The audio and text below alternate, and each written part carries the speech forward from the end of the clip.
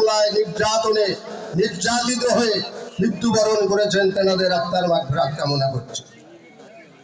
আমি ধন্যবাদ জ্ঞাপন করছি আজকে এই হাসনাবাদ ইউনিয়নের সম্মানিত আহ্বায়ক কমিটির আহ্বায়ক, সদস্য সচিব, সিনিয়র যুগ্ম আহ্বায়ক, অন্যান্য যুগ্ম আহ্বায়ক এবং সদস্যগণকে ও হাসনাবাদ ইউনিয়নের প্রবীণ নেতা, একসময় আমার সহসাথী সহযোদ্ধা আলতাফ হোসেন মাস্টার সহ অন্যান্য প্রবীণ নেতৃবৃন্দকে, যে তেনারা একটি সঠিক সময়ে একটি সঠিক সিদ্ধান্ত নিয়ে আজকের এই জনসংযোগ, আজকের এই মত বিনিময়ের আয়োজন করেছেন।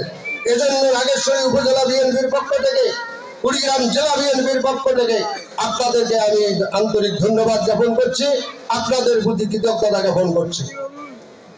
সম্মানিত ভাইয়েরা, আপনারা হাসনাবাদ ইউনিয়নবাসী, আমি মনে করি যে আপনারা গর্বিত মানুষ। আপনারা আজকে এই দেশের ক্রান্তি লগ্নে একটি সঠিক সময়ে আজকে আপনারা এখানে ঐক্যবদ্ধভাবে, একতাবদ্ধভাবে এসে দীর্ঘ সময় আমাদের এই বক্তব্য শুনছেন। আমি আপনাদের কাছে বলতে চাই, শহীদ রাষ্ট্রপতি জিয়াউর রহমানের আদর্শে আমরা আদর্শিত সকলে। কি ভাই, আপনারা সকলে শহীদ রাষ্ট্রপতি জিয়ার আদর্শে আদর্শিত কিনা বলেন একবার জোরে। আমরা সেই দলের কর্মী, আমরা কেউ বড় নেতা নই, আমরা সাধারণ কর্মী। আর আমাদের আজকের এই আলোচনার যিনি প্রধান অতিথি, সেই ডাক্তার ইউনূস আলীও আজকে বাংলাদেশ জাতীয়তাবাদী দলের একজন কর্মী হিসেবেই আপনাদের মাঝে এসেছেন ধানের শীষের ভোট চাওয়ার জন্য, বাংলাদেশ জাতীয়তাবাদী দলের ভোট চাওয়ার জন্য। আগামী সংসদ নির্বাচনে এখানে যাকেই মনোনয়ন দেবেন আমাদের ভারপ্রাপ্ত চেয়ারম্যান তারেক রহমান, সেই প্রার্থীকে যেন বিজয়ী করে আনা যায় ধানের শীষ মার্কায়, সেই জন্যই আজকের এই আয়োজন। এখানে তো ভিন্ন মত করার কোনো সুযোগ নেই।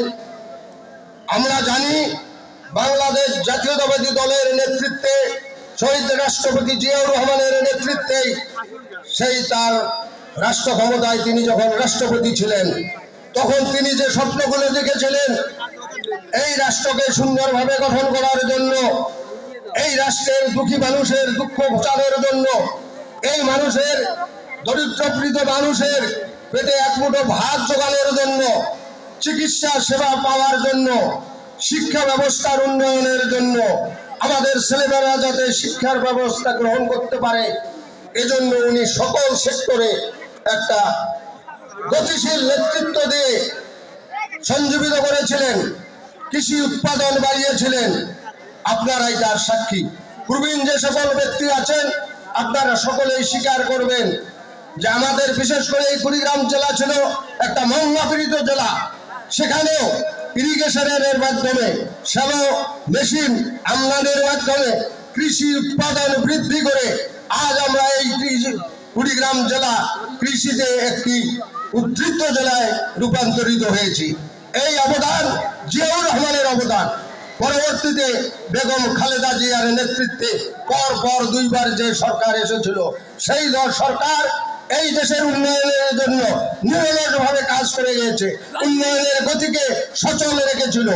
কিন্তু আমরা পরবর্তীতে কি দেখলাম?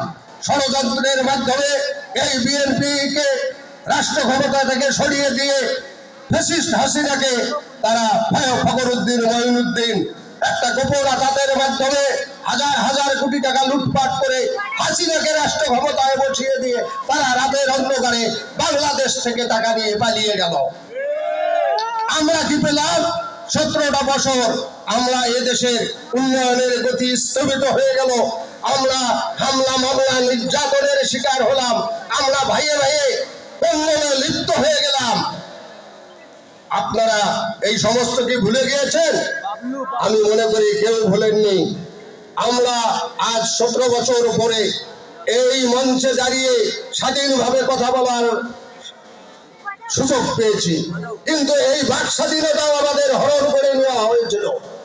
17টি বছর আমাদেরকে কথা বলতে দেওয়া হয়নি। কিন্তু বাংলাদেশ জাতীয়তাবাদী দলের কোন নেতা কর্মী, কোন যুবদল, স্বেচ্ছাসেবক দল, কৃষক দলের নেতাকর্মী কেউ স্তব্ধ হয়েছিল না, কেউ থেমেছিল না। তারা সুদূর লন্ডন থেকে আমাদের প্রিয় নেতা, আমাদের আগামী রাষ্ট্রনায়ক, আমাদের তরুণ প্রজন্মের আইকন তারেক রহমান সুদূর লন্ডন থেকে যে নির্দেশনা দিয়েছেন, যে কর্মসূচি দিয়েছেন, সেই কর্মসূচি আমরা বাস্তবায়ন করেছি মাঠে ময়দানে। তার ফলশ্রুতিতে 36 জুলাই বাংলাদেশে একটা অভ্যুত্থানের মধ্য দিয়ে শেখ হাসিনা পালিয়ে গিয়ে আজ আমাদেরকে ফ্যাসিস্ট মুক্ত একটি রাষ্ট্রে বসবাস করার সুযোগ আল্লাহ পাক করে দিয়েছে। আমি আগামী দিনে আমার বিএনপির সকল নেতাকর্মী ভাইদের কাছে উদ্যত আহ্বান জানাচ্ছি, আপনাদের সকল ভেদাভেদ ভুলে ঐক্যবদ্ধ থেকে আমাদের প্রিয় নেতা তারেক রহমান এবং পার্লামেন্টারি ভোট যাকেই মনোনয়ন দেবেন, আমরা সংঘবদ্ধ থেকে, আমরা ঐক্যবদ্ধ থেকে, আমরা একে অপরের হাত ধরে ধানের শীষের ভোট প্রার্থনা করে সেই প্রার্থীকে বিজয়ী করব ইনশাল্লাহ।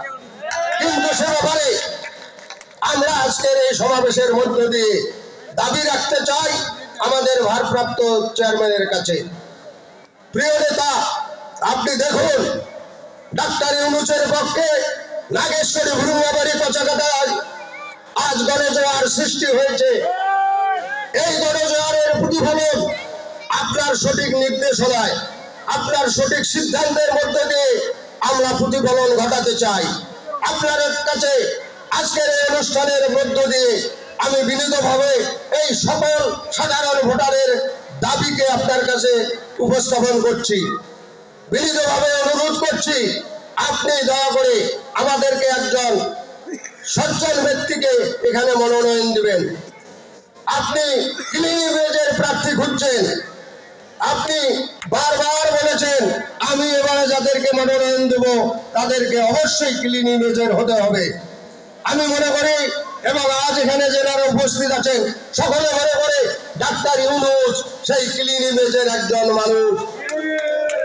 তিনি এই এলাকার সাধারণ মানুষের উন্নয়নের জন্য তিনি সেবার মনোভাব নিয়ে আমাদের মাঝে এসেছেন।